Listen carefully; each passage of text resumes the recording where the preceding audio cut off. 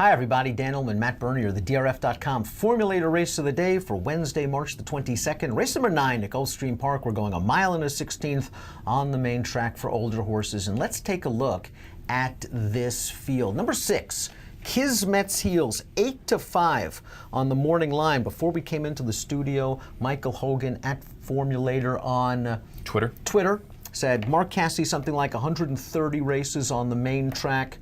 At prices over even money, no wins.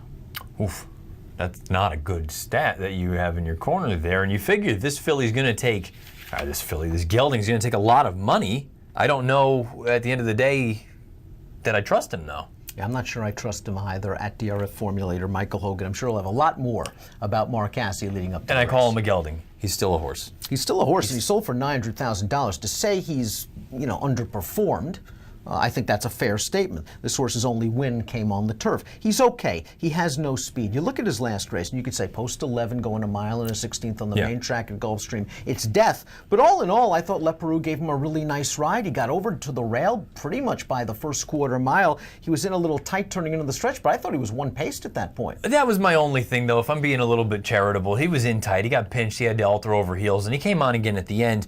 And then I don't want to hold the run two back against him. He ran a Neolithic who ran off the page and then went into the Pegasus World Cup. We'll see him in the Dubai World Cup on Saturday. Well, I mean, stop. He's okay. Stop.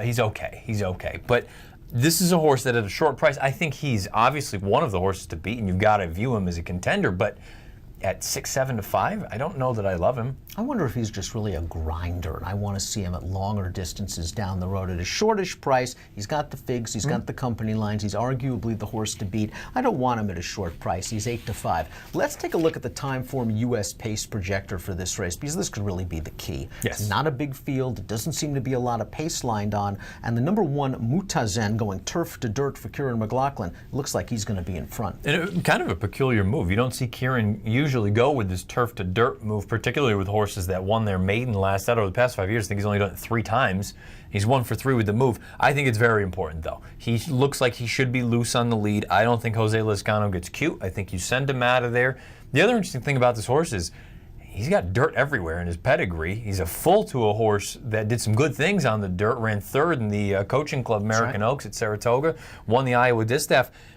I don't see any reason why he shouldn't take to the dirt, and he figures to be on the lead. He's pedigree, he's sharp, he might get a good trip. He's 3-1 on the morning line. In a short field, you could argue that's fair. That's the number 1, Mutazen. Jose Lezcano gets the mount. The 2 is Top of the Page. Top of the Page, another one going turf to dirt for a high percentage trainer, Armando de la Cerda. A winner on dirt at Hawthorne 3 starts back. Watching that race, I just thought that horse had a good trip against Weaker. Yeah, he had a great trip. I will say, his recent dirt form is actually quite good, and I know he's been doing it against weaker competition, but I'm not going to fault anyone that wants to give this one a shot. It's interesting note about the trainer. Past 2 years turf to dirt and route races, 5 for 9 with a 471 ROI. Number 3 is Maritime Pulpit for Jorge Navarro. This horse came off a mini layoff most recently. Finished 6th for the $25,000 tag. Didn't have the cleanest of trip. I'm just wondering how much upside this horse could possibly have. This will be start number 34. He comes out of the same race that Kismet's Heels exits. He also got sandwiched, pinched a little bit. He was pinched a couple times early on in the running as well as down the end.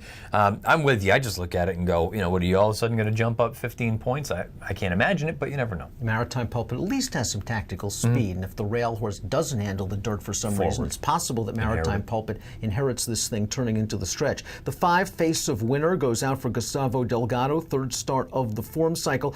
Since returning off the layoff, though, those 2 races haven't been that great. 1 for 62.5, and then last time out, dropped down, took money, and did nothing. Yeah, he never changed leads. He was just even down the lane. He's just not a horse for me at this stage in the game. Let's take a look at our top selections for the race of the day. You're going with Mutazen, the number 1. I'm going to go with Sail Ahoy, just hoping that this horse is one of those late developing Shug McGahee types. He was 3rd in the Nashua as a 2-year-old, 4th in the Remsen.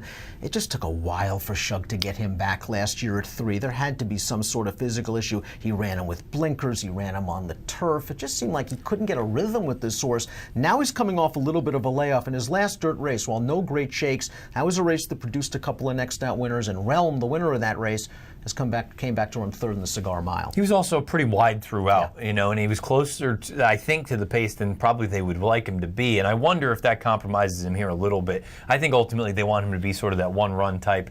He's going to have to be close to the pace if he wants to have any chance with this horse on the lead that figures to be out there pretty soft. I've been disappointed with this horse. I expected a lot out of him after his 2-year-old debut and then his run at Belmont. I thought there was a lot to like about him, and he just hasn't gotten things together.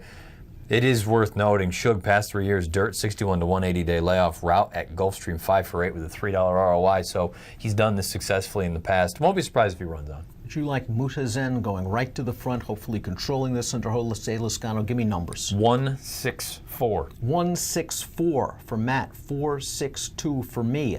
And the DRF.com Formulator Race of the Day on Wednesday. And remember, Race of the Day, free Formulator past performances on the Race of the Day event page on DRF.com. And if you're playing the Gulfstream card from home, $300 sign-up bonus for new DRF Bet subscribers at DRF.com/trifecta. Approximate post time for our Race of the Day is 4:32 Eastern. Best of luck.